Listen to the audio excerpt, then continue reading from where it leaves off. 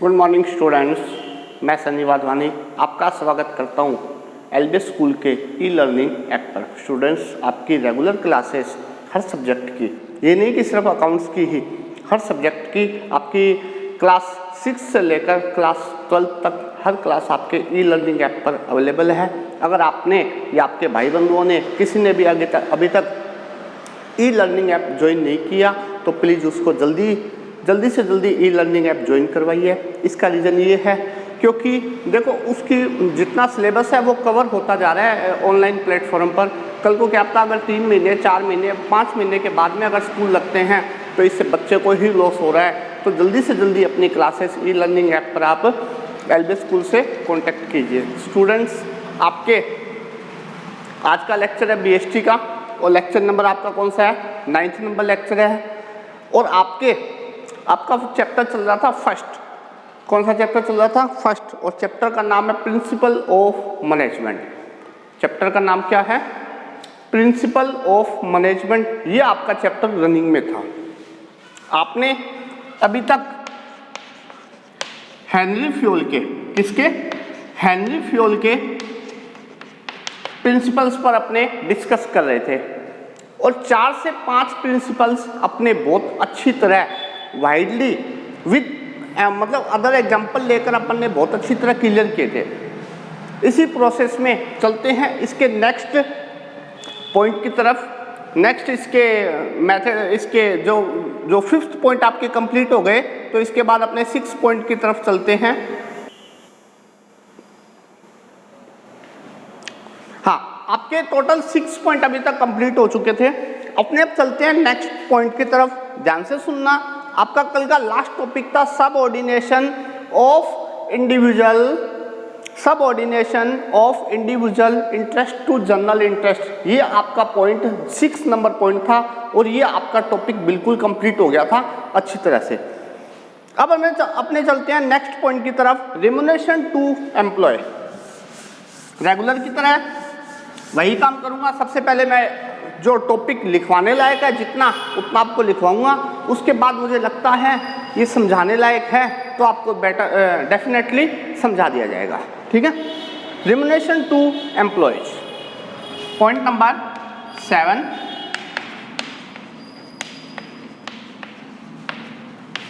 Remuneration to employees.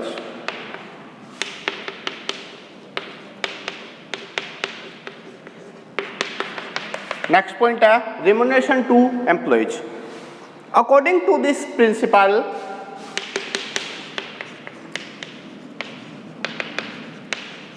according to this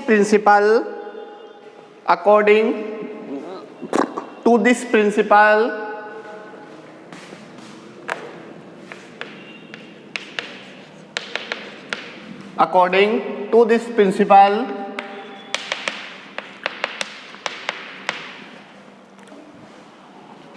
the employees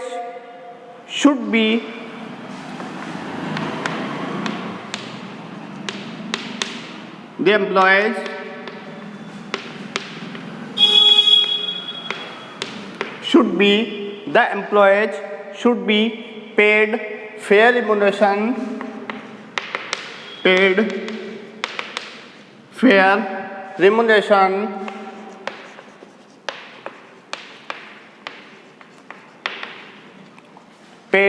fair remuneration which should give them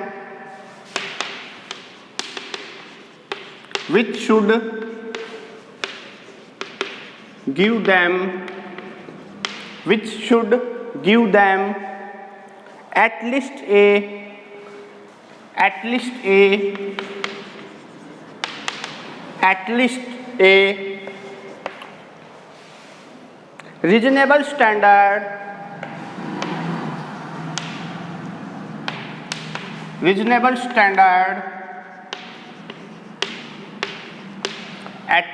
a reasonable standard of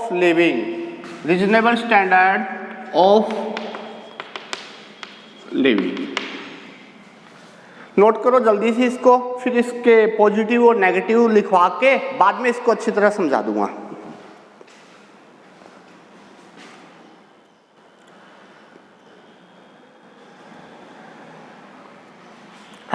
topic बोलता है according to this principle the employees should be paid fair remuneration which should give them at least a reasonable standard of living. कहने का मतलब है कि मान लो कोई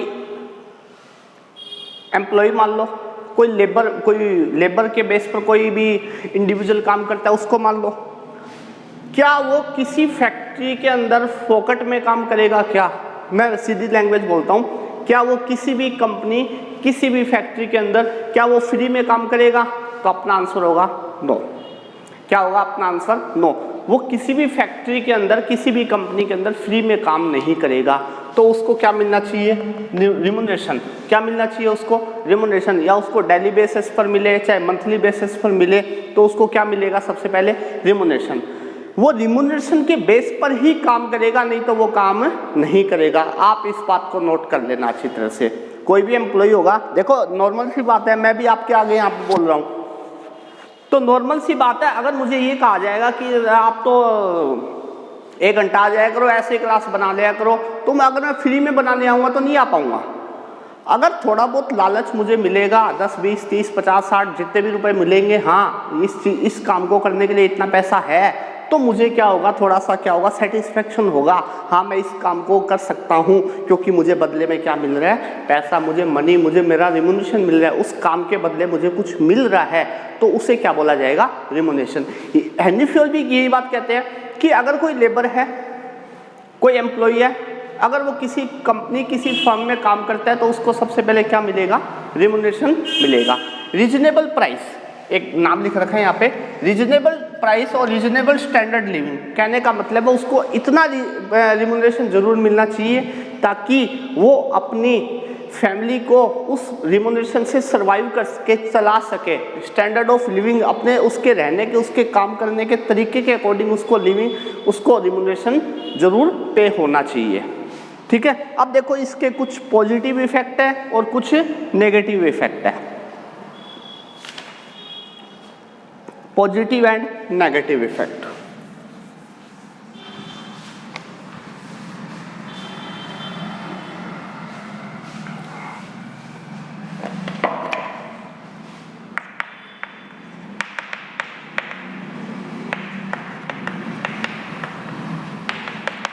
first है पॉजिटिव इफेक्ट। पॉजिटिव बोलता है increase in the encouragement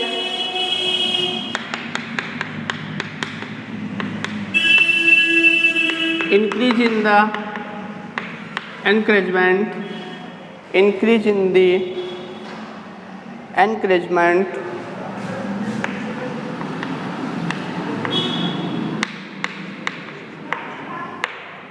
increase in the encouragement and satisfaction and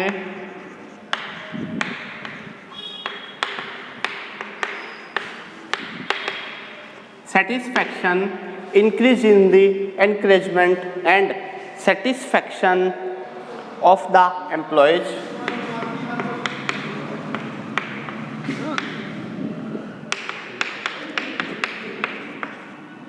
of the employees। Next इसका है development of the spirit of dedication,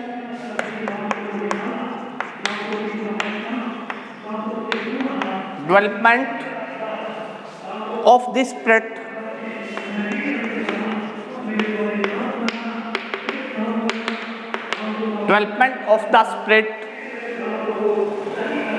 of dedication among of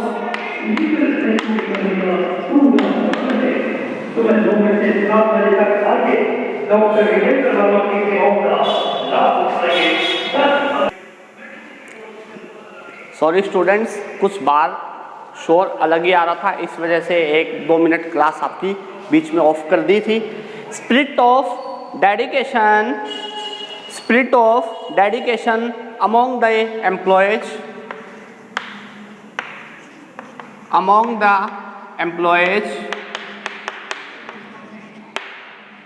next point है इसका decline in the labour turnover rate.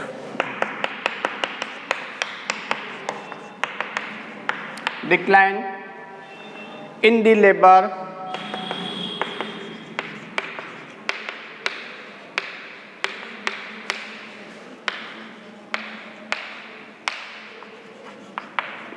rate, decline in the labour turnover rate. जल्दी से note करो, फिर इसके negative effect और लिखवा देता हूं आपको।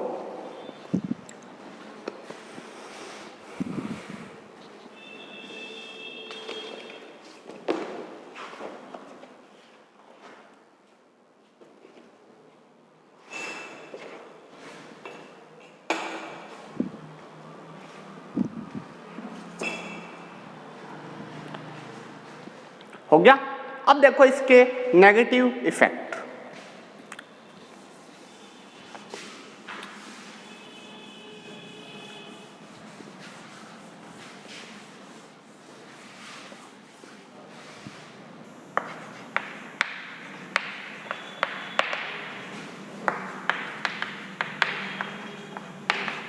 Negative effect, decline in the encouragement, decline in the encouragement, decline in the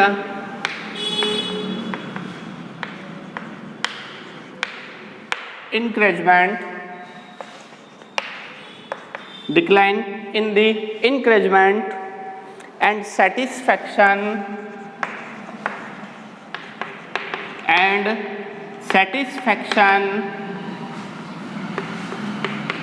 of the employees, decline in the encouragement and satisfaction of the employee। Next है encouragement to dishonesty, इसका second point है encouragement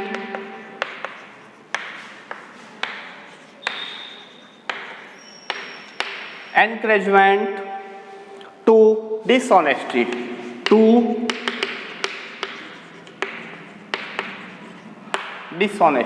encouragement to dishonesty। Next है इसका increase in the labour turnover rate, increase in the labour turnover rate, increase in the labour turnover rate, labour turnover rate. ये इसके क्या है, इसके negative है। मैं आपको थोड़ा बोल देता हूँ। डिक्लाइन का मतलब होता है कम होना, एनकरेजमेंट का मतलब होता है बढ़ावा देना, and satisfaction of the employee. इससे क्या होगा कि डिक्लाइन हुई है, कमी हुई है कुछ किसमें, एक तो सेटिस्फेक्शन में कमी हुई है। एनकरेजमेंट को दूसरा अपने मीनिंग बोल सकते हैं, इसका सिनोनिम्स बोल सकते हैं अपने कि मोटिवेशन। क्या एनकरेजमेंट भी कम हुआ है मतलब मोटिवेटेड भी कम हुए हैं, और सेटिस्फेक्शन भी कम हुए हैं, कौन, एम्प्लॉय। एनकरेजमेंट टू डिसऑनेस्टी, अगर सपोज करो किसी लेबर को, किसी भी लेबर को अगर वो काम कर रहा है, ठीक है, उसको रिम्यूनरेशन बताया, सपोज करो उसका नेक्स्ट मंथ या नेक्स्ट टाइम या नेक्स्ट ईयर उसका रिम्यूनरेशन जो जितना था उससे कम कर दिया, तो क्या वो ईमानदारी से काम कर पाएगा? नहीं, बिल्कुल भी नहीं कर पाएगा। या तो वो उस फर्म को छोड़ देगा, या उस इंस्टीट्यूट को छोड़ देगा, या कहने का मतलब उस फैक्ट्री को या तो वो छोड़ देगा। अगर बाय द वे वो छोड़ भी नहीं रहा उस फैक्ट्री या उस इंस्टीट्यूट को, तो वहाँ पे वो क्या करेगा, अपना जो जितना भी वो काम करेगा उसको ईमानदारी से नहीं करेगा, मतलब उसमें डिसऑनेस्टी आ जाएगी।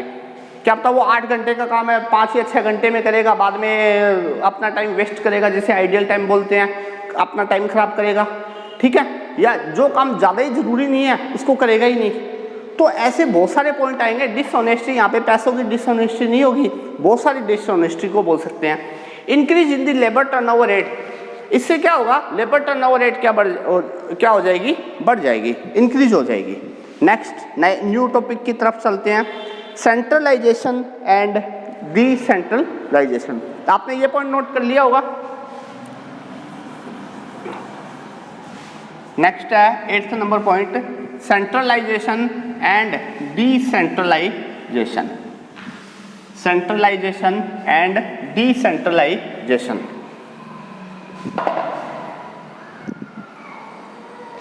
एट्थ नंबर पॉइंट है centralization centralization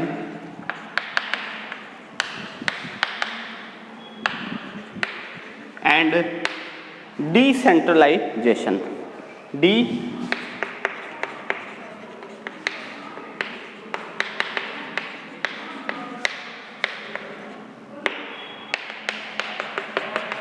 Centralization and decentralization.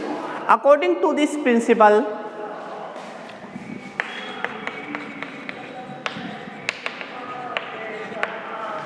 according to this principle,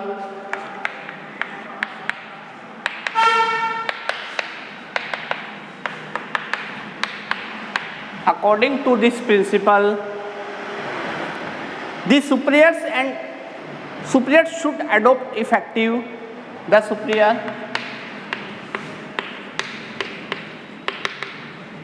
The superior should adopt effective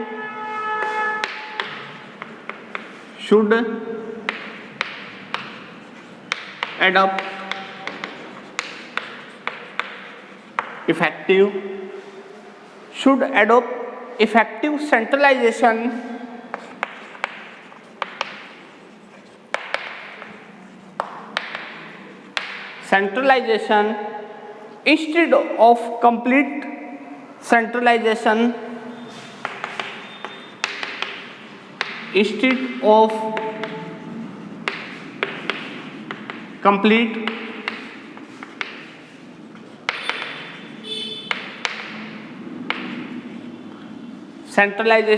instead of complete centralization, and complete decentralization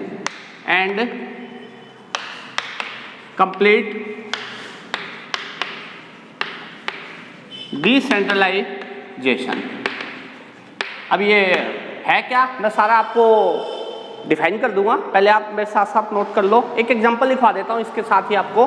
for example,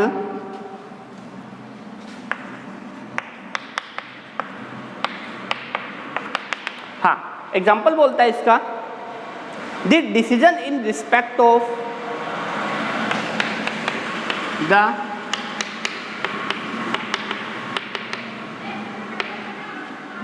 decision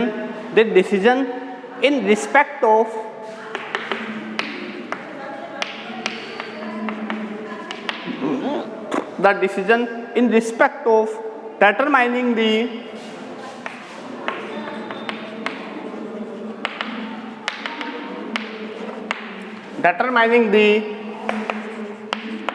decision in respect of determining the objective and policies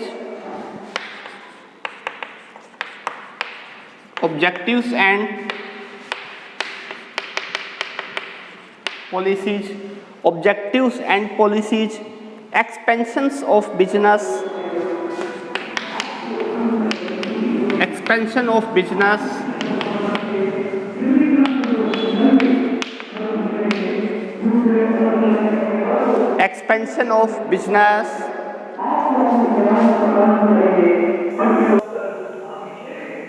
हाँ, for example, the decision in respect of determining the objective and policies expansion of business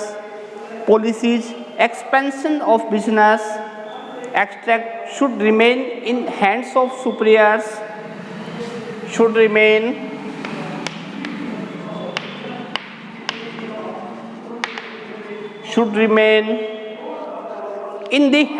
superiors, in the hands of superiors,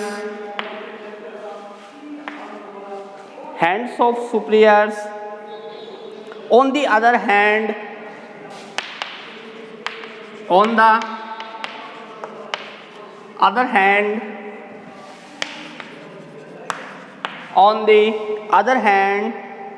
authority for the purchase of raw material,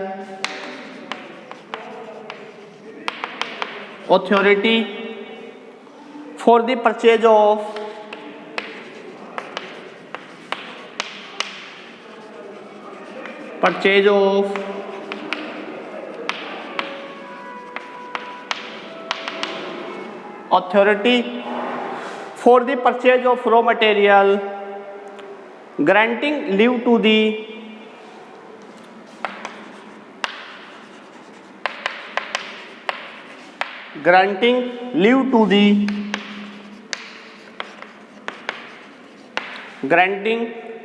the employees. Leave to the employees. अब आप note कर लो, फिर मैं जल्दी से इसको थोड़ा सा आपके लिए रिपीट कर देता हूँ ताकि थोड़ा बेटर हो जाइए।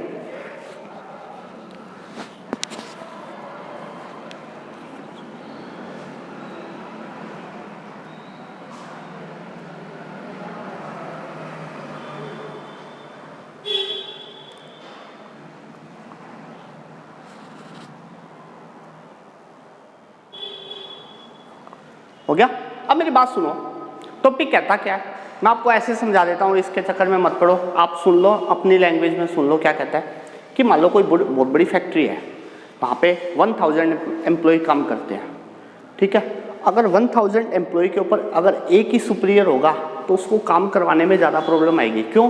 क्योंकि वो किस किस का ध्यान रखेगा, ठीक है। उसने क्या किया, अपने 1000 एम्प्लॉय को डिवाइडेशन कर दिया, ठीक है। मैं इसको थोड़ा रफ कर देता हूँ ताकि, हाँ पहले ये सुन लो। According to this principle the superior should adopt effective centralization instead of complete centralization, complete decentralisation.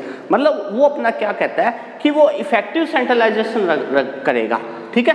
अपने काम में ध्यान देने के लिए इफेक्टिव होगा। कैसे होगा वो आप देख लो, एक एग्जांपल के थ्रू देख लो। सपोज करो कोई फैक्ट्री है, इसके 1000 वर्कर काम करते हैं। अगर इनका सुपीरियर एक होगा तो आपको भी पता है कि 1000 वर्कर्स को काम करवाने में ज़्यादा प्रॉब्लम आएगी। इस 1000 वर्कर्स के इसने क्या कर दिया, डिवाइडेशन कर दिए। 200 200 200 200 200, मतलब 200 200 के 5 डिवाइडेशन कर दिए। इन 200 में एक जने को सुपीरियर बना दिया, इन 200 में एक जने को सुपीरियर बना दिया, इन 200 में एक को सुपीरियर बना दिया, इसमें भी यही किया, इसमें भी यही किया। अब 1 2 3 4 5 इनका एक हेड बना दिया। समझ में आ गई? ये 5 अलग अलग थे, इनका हेड मान लो कंपनी का खुद ओनर हो गया, कंपनी का जो कहने का मतलब है सीईओ हो गया, जो कंपनी का चीफ एग्जीक्यूटिव ऑफिसर है वो इनका सबका हेड हो गया। 1 2 3 4 5। अब नॉर्मल सी बात है, जो इस सीईओ को होगा वो ये ना तो इसको कुछ कहे, ना तो इन 200 में से इनको किसको कुछ भी नहीं कहेगा। वो अपना जवाब किससे लेगा? इनसे। मतलब कहाँ तो वो 1000 लोगों से पूछता, मतलब 1000 वर्कर्स को छेड़ता कि भैया ये काम कैसे हुआ, ये काम को आप इस तरह करो, वो काम को आप इस तरह करो। कहने का मतलब है पूरे दिन में माथा गचाई करता, अपना दिमाग खराब कर देता वो, ठीक है, क्योंकि वो 1000 लोगों से माथा मारता। अब उसको कितने लोगों से माथा मारना है? सिर्फ 5 जनों से। कितने जनों से माथा पच्ची करनी है? सिर्फ 5 जनों से। कौन कौन से? इन 200 पर एक है, इन 200 पर ये है, इन 200 पर ये है, इन 200 पर ये है और इन 200 पर ये है। सिर्फ इन 5 लोगों से पूछना है, हाँ भैया तुम्हारे इन 200 लोगों की में क्वालिटी का लेबर कौन है, काम कौन अच्छा करता है, काम कोई घटिया करता है तो उसको निकाल दो, जो काम चोरी करता है, डिसऑनेस्टी करता है उसको आउट ऑफ कर दो, जो काम कम करता है या उसकी लेबर कम कर दो। कहने का मतलब है एक जने को सिर्फ इन 5 को हैंडल करना है। अब पूरे दिन में इतना तो करना ही पड़ेगा, और जो ये एक होगा वो इनको 200 को क्या करेगा? हैंडल करेगा। आई बात समझ में? क्या करो, नोट करो।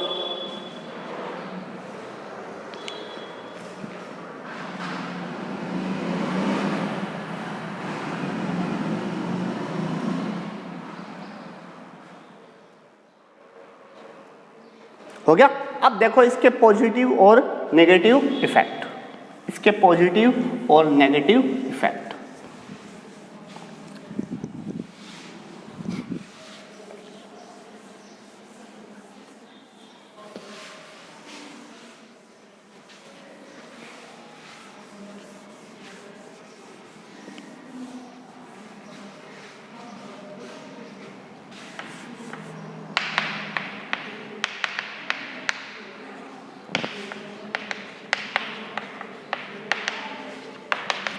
Positive effect.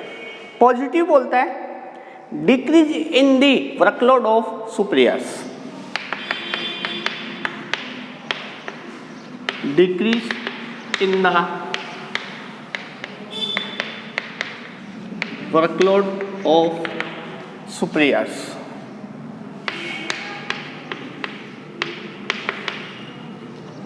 decrease in the workload of superiors. Next, better and quick decision,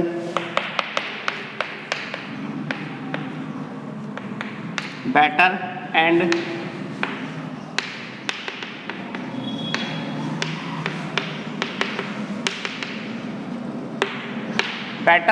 quick decision,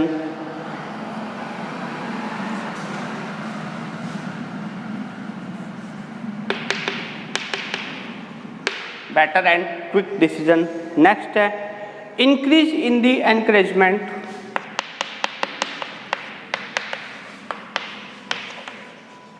increase in the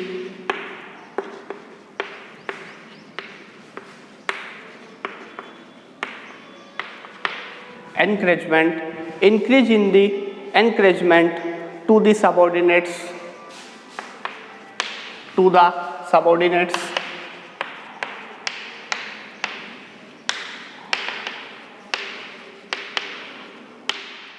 करो, नोट करो। बोल देता हूँ decrease in workload of superior. देखो नॉर्मल सी बात है, मैंने आपको थोड़ी देर पहले एक एग्जांपल दिया था कि सुपीरियर अपना काम क्या कर देगा, बांट देगा, डिवाइड कर देगा। किन में? साथ वाले एम्प्लॉय में। मतलब एक सुपीरियर अपने नीचे 5 सबऑर्डिनेट 10 सबऑर्डिनेट रख लेगा और अपना काम सारा क्या कर देगा, उनमें डिवाइड कर देगा। बेटर एंड क्विक डिसीजन, इससे क्या होगा कि उनको एक सुपीरियर को वो मतलब अपने 1000 एम्प्लॉय से माथे मारने की आवश्यकता नहीं है, उनसे पूछने की जरूरत नहीं है। उसको अपने जो 10 जिनको उसने सबऑर्डिनेट बना रखा है, सिर्फ उनसे ही वो डिस्कस करेगा। नेक्स्ट है increase in the encouragement, increase in the encouragement to subordinate. इससे क्या होगा कि सबऑर्डिनेट जो उसके नीचे काम करते हैं वो क्या होंगे, इंक्रीज होंगे, एनकरेजमेंट होंगे। एनकरेजमेंट मतलब कहने का मतलब वो मोटिवेटेड होंगे। ठीक है, करो, नोट करो। नेक्स्ट चलता हूं negative effect.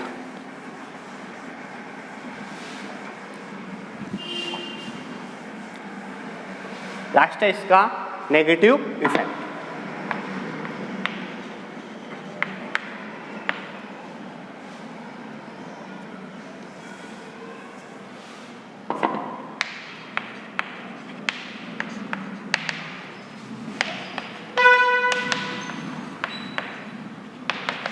Negative effect. Negative में देखो सबसे पहले unnecessary increase in the workload, unnecessary increase, unnecessary increase in the workload, unnecessary increase in the workload, unnecessary increase in the workload, unnecessary increase in the workload of the superiors, of the superiors in case of centralization, in case of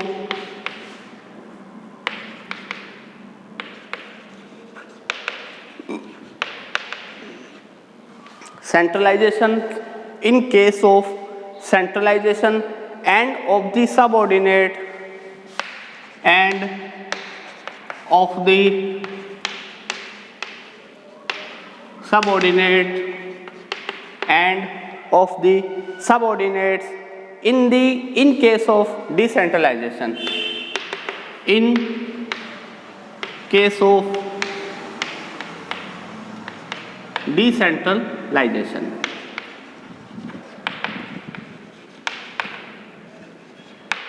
decentralisation. Next है इसका decline in the encouragement. Second point है decline in the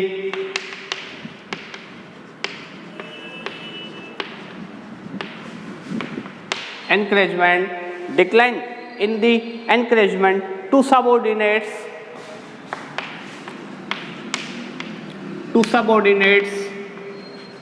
decline in the encouragement to subordinates in case of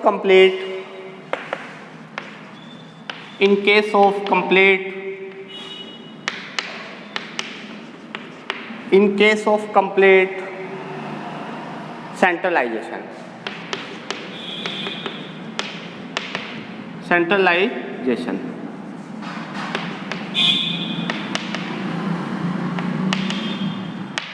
note करो, एक point और note करवा देता हूं इसका ही।